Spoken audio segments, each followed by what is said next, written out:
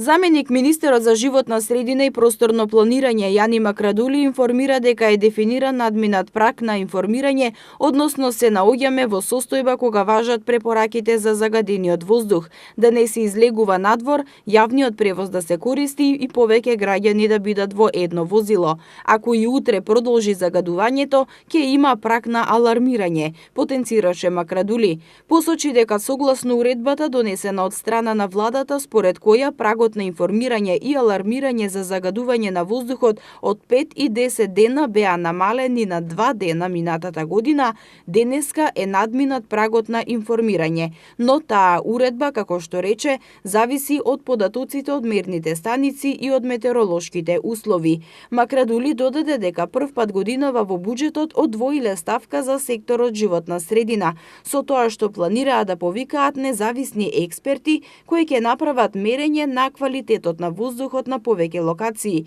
со цел да добијат вистинска слика од каде доаѓа загадувањето, за да можат да се преземат мерки и проблемот да биде доведен во нормални граници.